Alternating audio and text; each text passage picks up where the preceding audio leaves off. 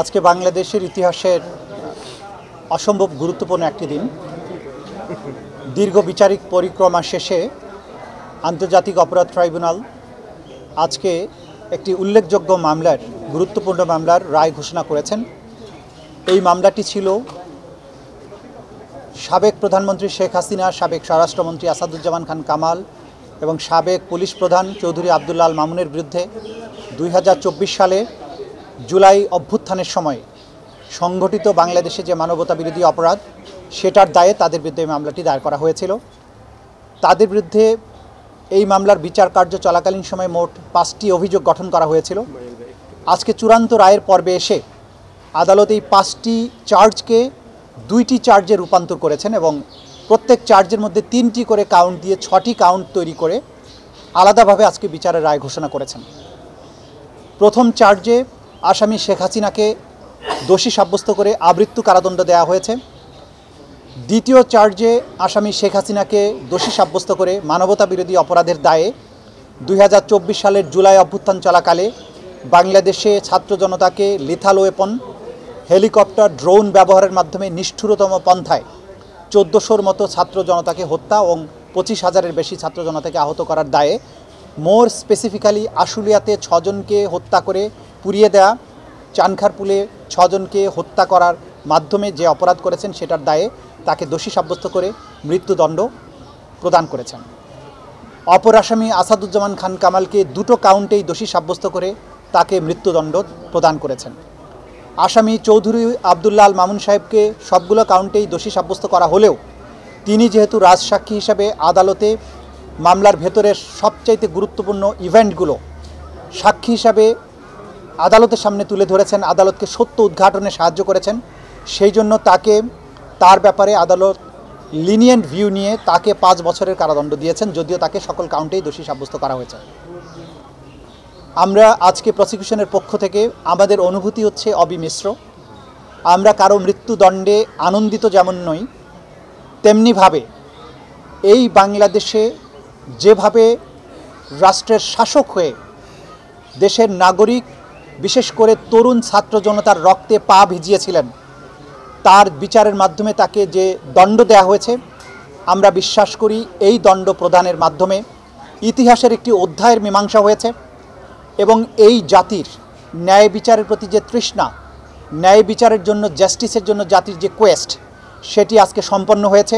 অপরাধীকে তার প্রাপ্য শাস্তি প্রদান করা হয়েছে। আমরা আশা করব সরকার এবং রাষ্ট্র আদালতের এই রায়কে যথাযথ আইনি প্রক্রিয়া এবং অন্যান্য যত প্রক্রিয়া আছে কূটনৈতিকভাবে সেই প্রক্রিয়া অবলম্বন করে যারা আসামি পলাতক আছেন, দেশের বাইরে আছেন, তাদেরকে বাংলাদেশের মাটিতে নিয়ে এসে আইনের মাধ্যমে তাদের এই শাস্তি কার্যকর করবেন। আজকে এই রায়ের মাধ্যমে আমাদের ব্যক্তিগতভাবে প্রসিকিউশনের খুশি বা অখুশির কোনো ব্যাপার নেই। আমরা শুধু এটা বলবো যে শহীদ আসহাবুল ইয়ামিন, শহীদ আবু সাইদ, মুগ্ধ, শহীদ আনাস, শহীদ সজল, শহীদ তানজিল ইসলাম সুজয়, যাদেরকে পুড়িয়ে দেওয়া হয়েছিল, এখন পর্যন্ত তার পারিবারিক কবরস্থানে তার ফেরার সুযোগ হয়নি, আদালত থেকে আদেশ হয়েছে। শহীদ রিয়া গোপ, শহীদ নাইমা সুলতানা, শহীদ আহাদ সহ বাংলাদেশে যে 1400 তরতাজা তরুণ প্রাণ এই স্বৈর শাসনের অবসানের জন্য জীবন দিয়েছেন, তাদের পরিবারে যদি সামান্য একটু স্বস্তি আসে, সেটি আজকের এই প্রসিকিউশনের প্রাপ্তি। জাতির পক্ষে আমরা একটা বিচারিক প্রক্রিয়াকে সম্পন্ন করার মাধ্যমে এই জাতিকে বিচারহীনতার কলঙ্ক থেকে মুক্ত করার যে ক্ষুদ্র আমাদের প্রয়াস, সেইটা যদি সফল হয় সেখানেই আমাদের সাফল্য। আমরা মনে করি এই রায়টি কোনো ধরনের কোনো অতীতের প্রতিশোধ নয়, এটি হচ্ছে জাতির প্রতিজ্ঞা ন্যায় বিচার প্রতিষ্ঠার জন্য, এটা হচ্ছে জাতির কোয়েস্ট ফর জাস্টিস। এই রায় প্রমাণ করেছে অপরাধী যত বড় হোক, যত ক্ষমতাশালী হোক, সে আইনের ঊর্ধ্বে নয় এবং বাংলাদেশ এমন একটি রাষ্ট্র যেখানে যত বড় অপরাধী হোক তার অপরাধের জন্য তাকে জবাবদিহিতার মুখোমুখি হতে হবে এবং তার প্রাপ্য শাস্তি পেতে হবে। এবং এটাও প্রমাণিত হয়েছে বাংলাদেশ সকল আন্তর্জাতিক নর্মস, আন্তর্জাতিক স্ট্যান্ডার্ড মেনটেন করে ক্রাইমস অ্যাগেনস্ট হিউম্যানিটির মতো কমপ্লেক্স অপরাধের বিচার করতে সক্ষম এবং বাংলাদেশ সাফল্যের সাথে সেটা করেছে।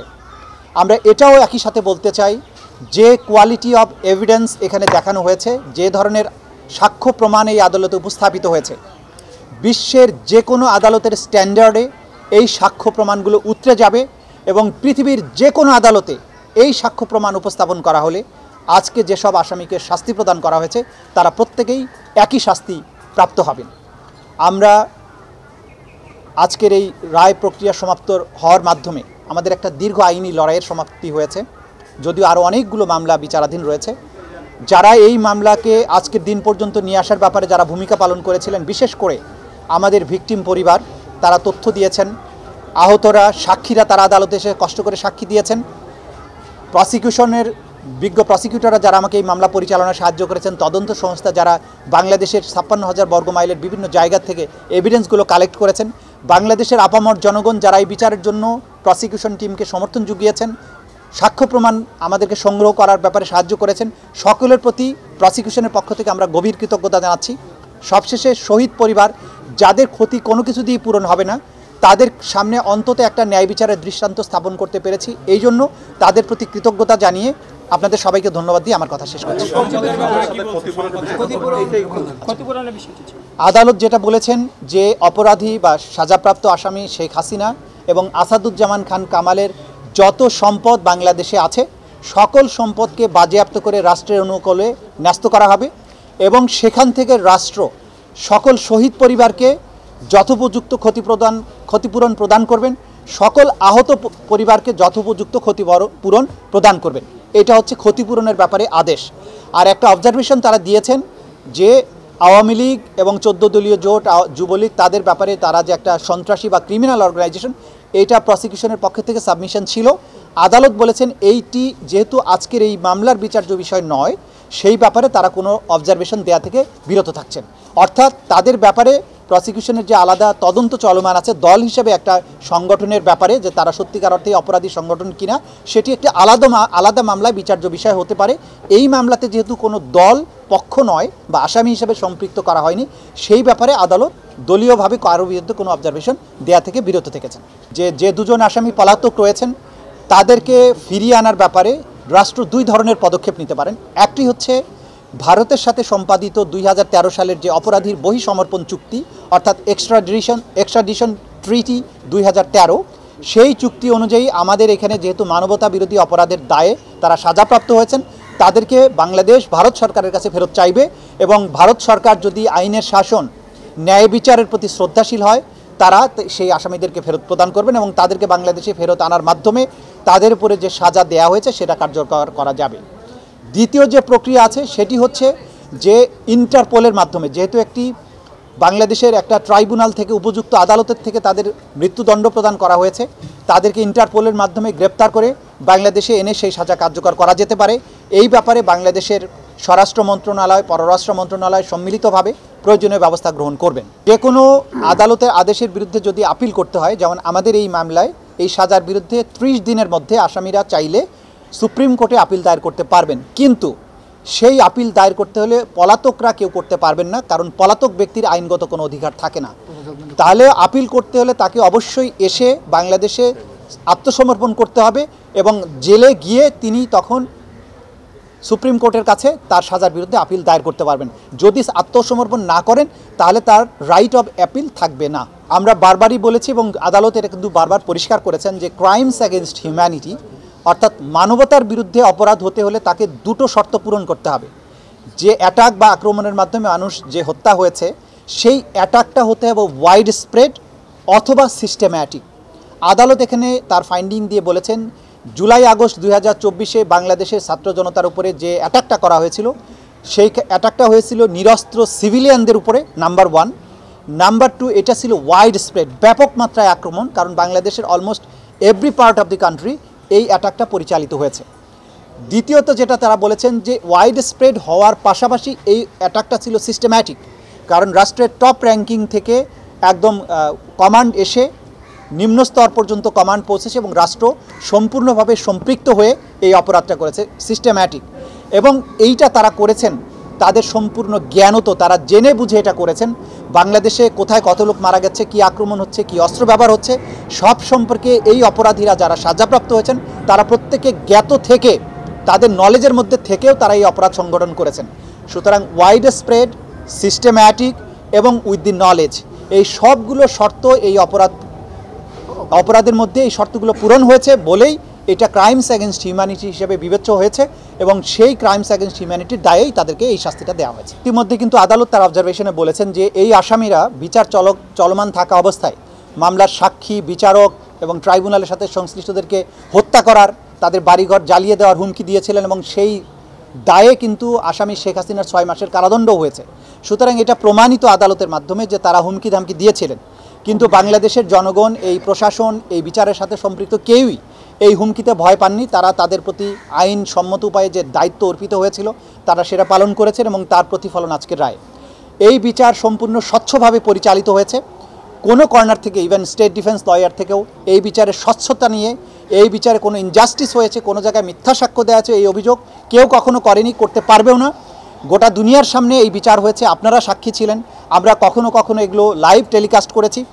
পৃথিবীর সবার কাছে আমাদের ওপেন চ্যালেঞ্জ, এই বিচার প্রক্রিয়া স্বচ্ছ ছিল, নিরপেক্ষ ছিল, প্রত্যেকেই আইন অনুযায়ী কাজ করেছেন এবং এইখানে যে কোয়ালিটির এভিডেন্স দাখিল করা হয়েছে, আমরা আবারও চ্যালেঞ্জ করছি, দুনিয়ার যে প্রান্তে খুশি সেখানে যান, যে কোনো আদালতে এভিডেন্স গিয়ে হাজির করেন, এই অপরাধীদের একই ধরনের শাস্তি হবে বলে আমরা বিশ্বাস করি। ডেফিনেটলি যে এই ক্রাইমস অ্যাগেনস্ট হিউম্যানিটিতে টপ কমান্ডারদের দায় যেখানে প্রমাণিত হয়েছে, সেটি পরবর্তীতে নিচের টায়ারের যে সমস্ত কমান্ডাররা আছেন বা ব্যক্তিরা যারা ক্রাইমস অ্যাগেনস্ট হিউম্যানিটির সাথে সম্পৃক্ত, তাদের অপরাধ প্রমাণের ক্ষেত্রে ডেফিনেটলি একটা জুডিশিয়াল ডিসিশন হিসেবে এই রায়টি কাজ করবে এবং সেটা যথা নিয়মে যতটুকু প্রয়োগযোগ্য হবে সেভাবেই প্রয়োগযোগ্য হবে। তবে প্রত্যেকটি মামলায় প্রত্যেকটি আসামির বিরুদ্ধে এভিডেন্সগুলো স্বতন্ত্রভাবেই দেয়া হবে এবং প্রত্যেক আসামিকে তার নির্দোষিতা প্রমাণের যথোপযুক্ত সুযোগ দেওয়া হবে।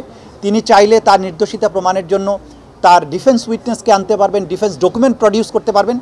এই রায় একটা নজির হিসাবে কাজ করবে, কিন্তু প্রত্যেকটি আসামি বা প্রত্যেকটি মামলার বিচার স্বতন্ত্রভাবেই অনুষ্ঠিত হবে। যেটা এখন আজকে আমি আপনাদেরকে বলতে পারি, গত সারা রাত ধরে আমাদের সকল বিজ্ঞ প্রসিকিউটরগণের নাম্বারে বিদেশ থেকে, অধিকাংশই ভারতীয় নাম্বার থেকে তাদেরকে টেলিফোনে কল করা হয়েছে, তাদের নানান ধরনের গালাগালি, অশ্লীল কথাবার্তা বলা হয়েছে, গালাগালি করা হয়েছে। এগুলোকে আমরা খুব একটা আমলে নেই না, কারণ একজন অপরাধী যখন বুঝতে পারে যে সে অপরাধ করেছে এবং তার সাজা অত্যাসন্ন, তো তখন সে তার এই জাতীয় আচরণ তার অপরাধ প্রবণতাকে নির্দেশ করে। এগুলোকে আমরা আমলে নিচ্ছি না। অপরাধীরা তাদের চরিত্রই প্রকাশ করছে, কিন্তু তাদের এই সমস্ত দম্ভ, হুমকি, বাংলাদেশের মানুষকে ন্যায় বিচার প্রাপ্তির জন্য তাদের যে আকাঙ্ক্ষা, ন্যায় বিচার প্রাপ্তির জন্য তাদের যে প্রচেষ্টা, এখান থেকে কোনো অবস্থায় এক চুলো হটাতে পারবে না। 30 দিন সময় আছে। আইন অনুযায়ী আজকের থেকে 30 দিনের মধ্যে তারা আপিল করতে পারবেন। অর্থাৎ আজকে থেকে 30 দিনের মধ্যে তারা যদি এসে আত্মসমর্পণ করেন, তাহলে তারা সুপ্রিম কোর্টে আপিল করতে পারবেন। সুপ্রিম কোর্টে আপিল দায়ের হলে আমাদের আইনে পরিষ্কারভাবে বলা আছে, সুপ্রিম কোর্ট সেই আবার আপিলটা পরবর্তী 60 দিনের মধ্যেই নিষ্পত্তি করবেন। সুতরাং সেটা আইনি বিধান। তারা যদি আইনের শাসনের প্রতি শ্রদ্ধাশীল হন, তারা যদি মনে তাদের সাহস থাকে যে তারা ইনোসেন্ট, তারা যদি বাংলাদেশের বিচার প্রক্রিয়া মোকাবেলা করার তাদের সৎসাহস থাকে, আমরা বলবো তারা আসুন বাংলাদেশে এসে এই রায়ে অনুযায়ী তার আত্মসমর্পণ করে তার রায়কে তিনি চ্যালেঞ্জ করেন সুপ্রিম কোর্টে। তার যদি যুক্তি দিয়ে, তার প্রমাণ দিয়ে তিনি নিজেকে নির্দোষ প্রমাণ করতে পারেন, আমাদের তো কোনো সমস্যা নেই। আইনের গতিতেই চলবে।